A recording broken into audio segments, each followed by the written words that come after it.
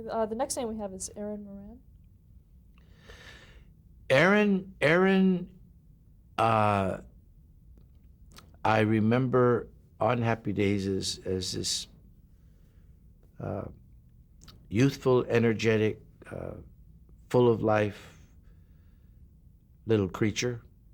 Uh, I think when I joined her show, she was pre-puberty, and then the following year when I saw her, well, you know, uh, girls turn into women in a summer,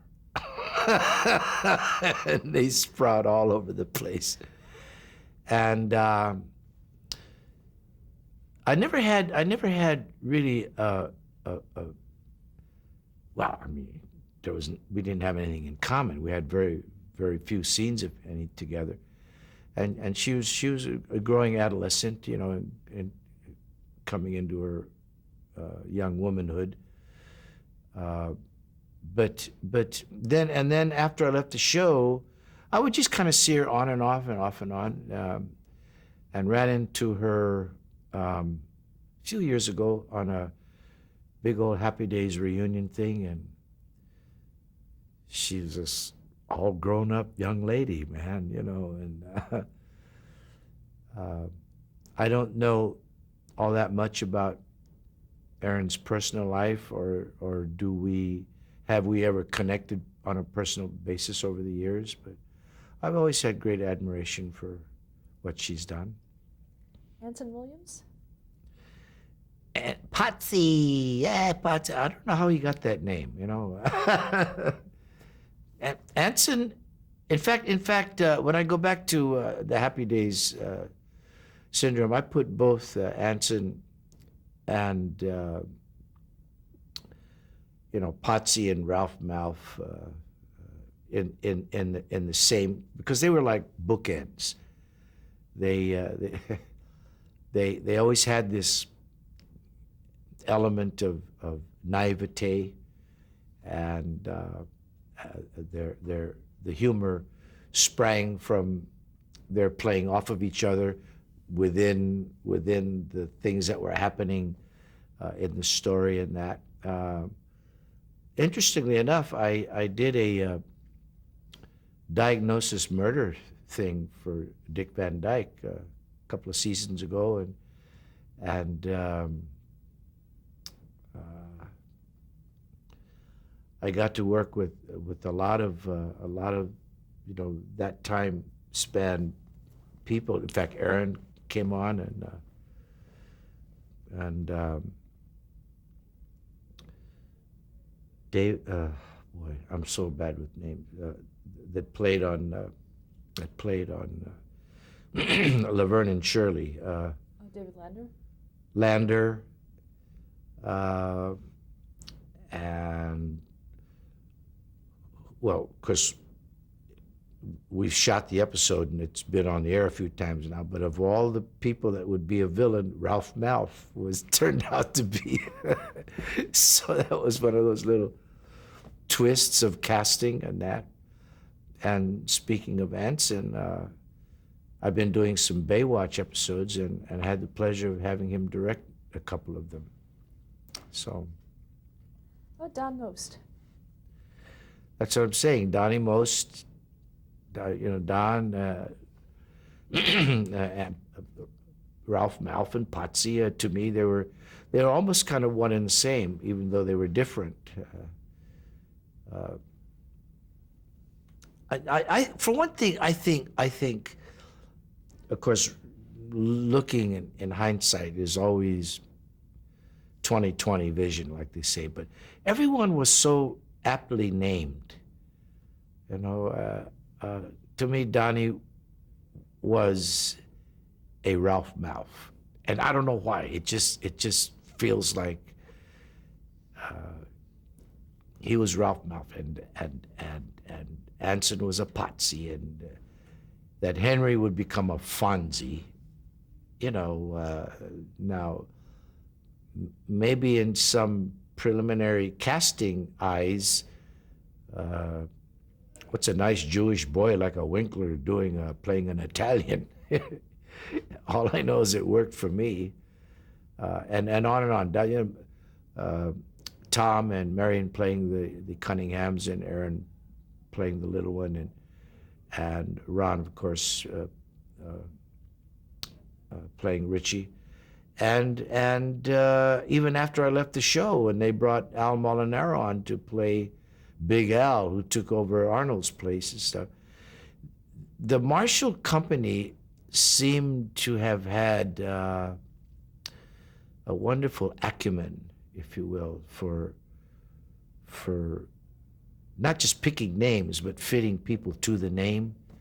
I remember early on, of all the folks that would eventually become a superstar in that, one of our episodes, we had Tom Hanks. He just tore it up. It was just, that was an uproarious episode. So I've had the joy of working with a lot of good folks over the years, especially during that show. And at the same time, you know, one makes choices, however difficult for themselves, and maybe untimely. But people ask me, well, why did you leave Happy Days? I really didn't leave Happy Days. There were two, I don't want to say young men, but two fellas in their prime at the time, who came to me, and my signature hadn't even dried barely on my pickup option for the next season for Happy Days. But these two men come to me, and one fella's name is James Comack, who had Chico and the Man, Welcome Back Kotter, the Courtship of Betty's Father before, a great track record. And he comes along with another fella who was, at that time, I believe, Executive VP West Coast Programming for ABC, a fella named Michael Eisner. And the two guys come up to me and go, you know, Pat, we think you got a great future with ABC. Would you like to have a show of your own? Well, I like to have a show of my own, you know. It's bubbles, bangles, bright, shiny beads, right? I go, sure, I'd like to. What are you talking about? You know? I say, you guys, I just signed my option for Happy Days next 2 or 3 seasons or something, right? So they convinced me I would be a right move to make. And of course, you know, it was totally exciting, and it was called Mr. T and Tina.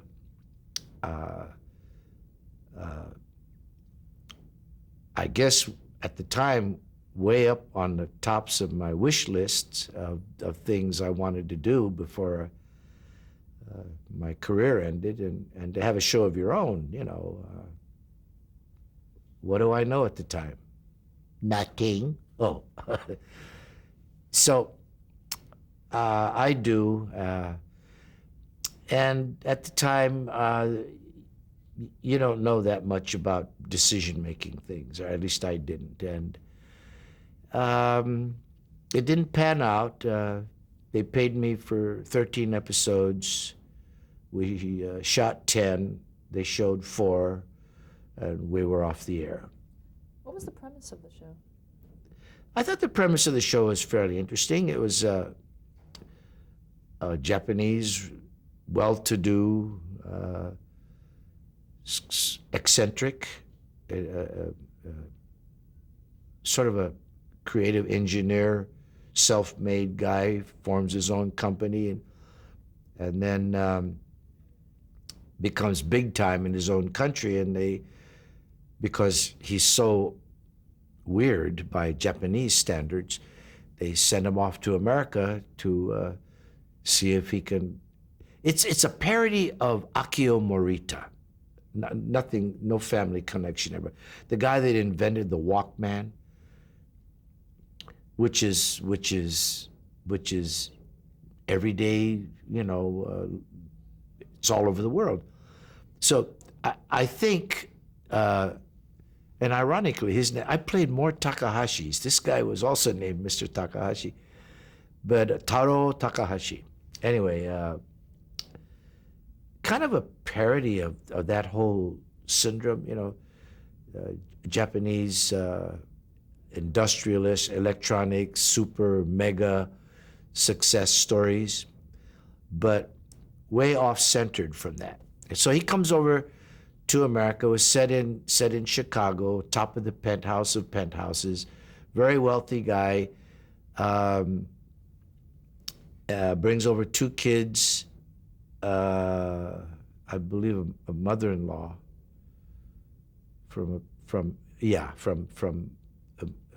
he's a widower, but he brings the mother-in-law, and goes shopping for a caretaker for his children and an educator and private schooling and all of that. It was played by Susan Blanchard, and she became Tina. I thought we shot a hell of a pilot. I think everyone was the powers that be, Comac, Eisner, Levitt. I was very happy. For some reason, I don't know. I think maybe we might have been ahead of our time. I hate to use that phrase, because nothing's ever really ahead of their time unless it's promoted well. And we didn't have a shot at really finding an audience, our water level with an audience. But people come up to me every now and then, and they remember. They remember that show. It was fun. So you also did an appearance on James Comac's Welcome Back, Kotter as a Mr. Takahashi. Is that related to that? Yeah.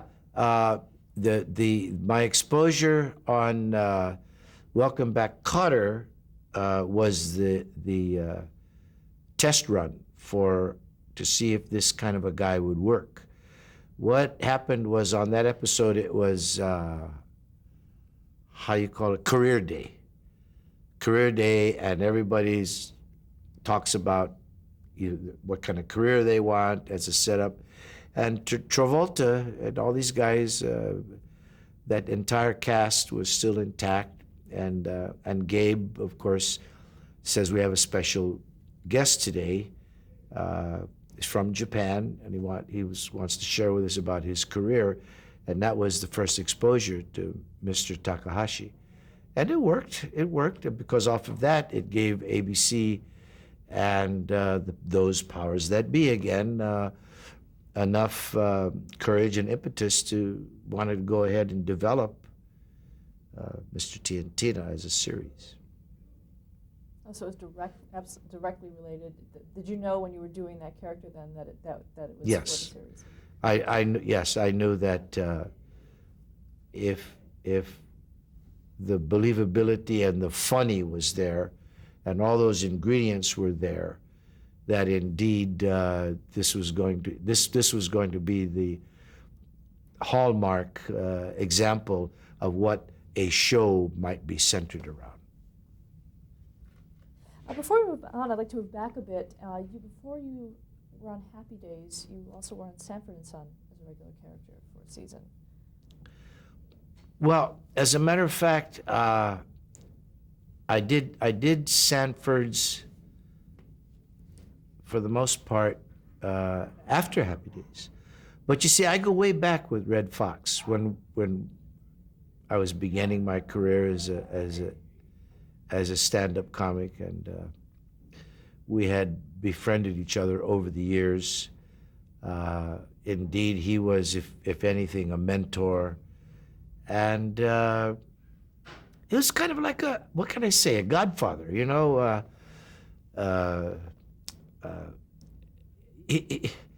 was just probably the most naturally funniest human beings I've ever known in my lifetime. And I'm not saying this because you're up there now, Red. This is the truth. But as an example, the first time we met, he had a little club on La Cienega here in LA, and it was called Fox's, of course, and little small place that he bought. It was called the Slate Brothers before that. Highly, highly popular inside nightclub little joint where no food, just a club, drinks and entertainment, great jazz and all of that. And he continued that. Had a tough time, but I had moved.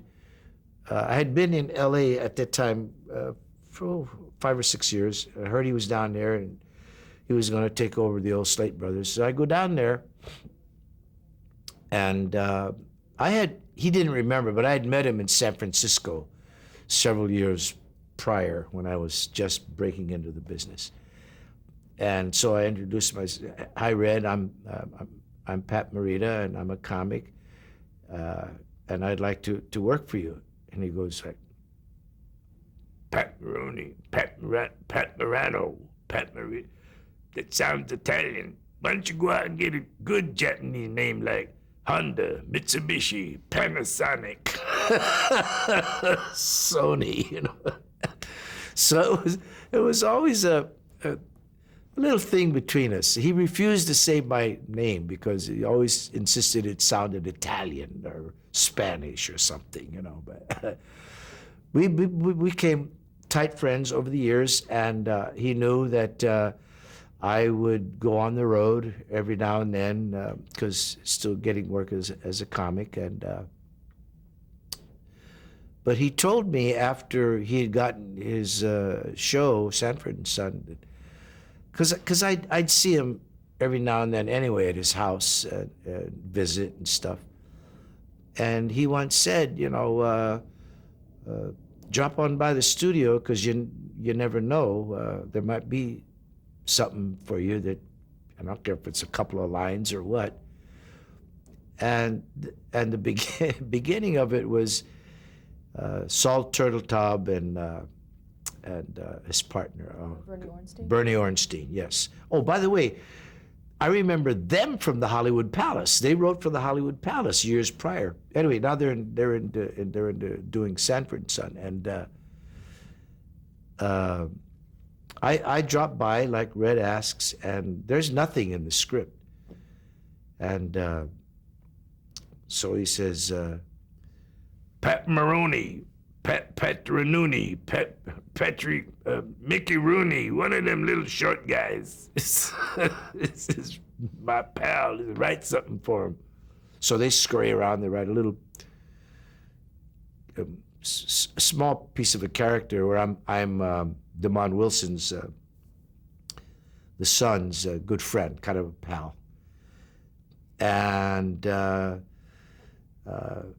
so we go through the process, you know, rehearsal and this, that, and the other. And in the beginning, you know, and Red did the greatest kind of insult humor.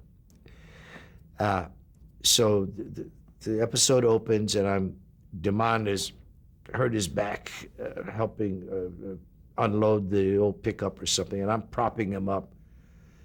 And Red walks in, and these aren't the words, but paraphrasing, because how many times I tell you not to hang out with them kind of people, you're gonna get the yellow fever. So during rehearsals, I said, yeah, well, then what you got, the Black Plague?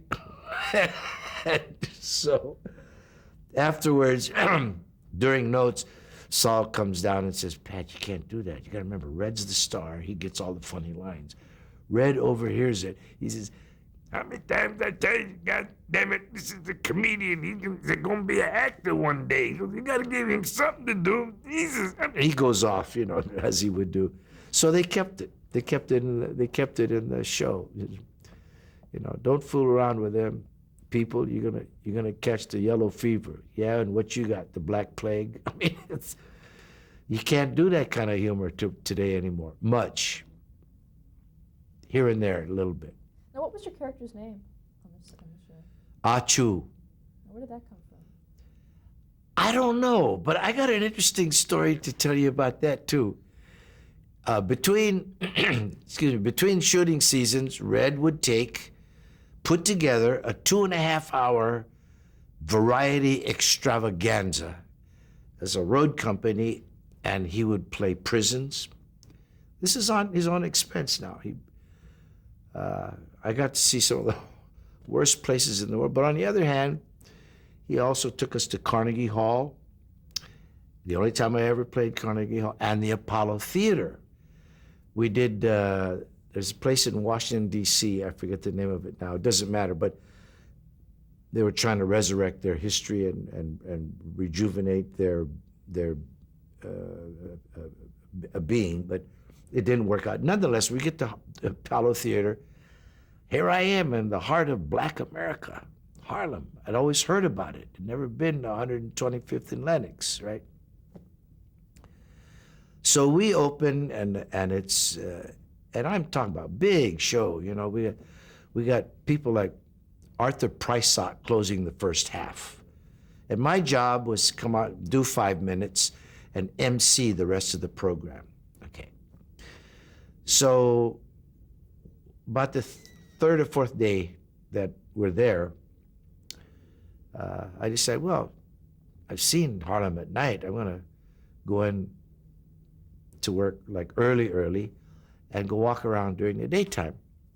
And so I do. And I'm walking up and down the street, the neighborhood, and I see, except for the people who happen to be black, there was like Woolworths and flower shops and, you know, New York style little streets, little mama papa stores of every ilk, dry cleaners, you name it, restaurants.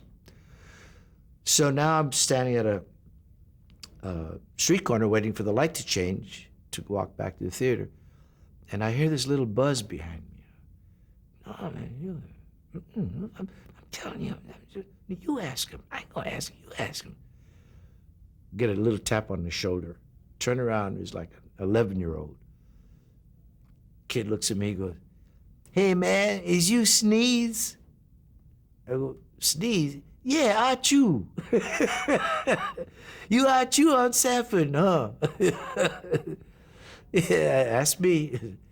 "Yeah," I said, I told you that was Sneeze, man. Want to buy some papers?" Everybody in New York's got a game. You want to buy a wristwatch that I just got from some guy down the street? You know, it just sucked me into the flavor and the heartbeat of the whole community, and had, of course, an enormous time playing the Apollo with Red. Now, how many episodes would you say that you did of Sanford and Son? Maybe 6, but they were in and out, off and on 6s down the, you know. I never did 2 back to back that I can recall, no, but enough to be seen. As a mentor, what would you say was the best thing that Red Fox taught you? Oh, as a mentor, Red had his little ways. See, Red taught by example. He didn't,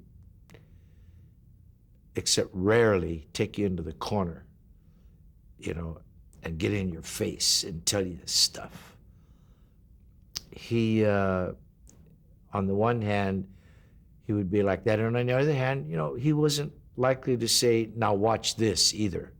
But he had very subtle ways of being an influence. I'll give you 2 diverse examples. I'm working the club, his place on La Cienega, one night, and we had maybe 12 people.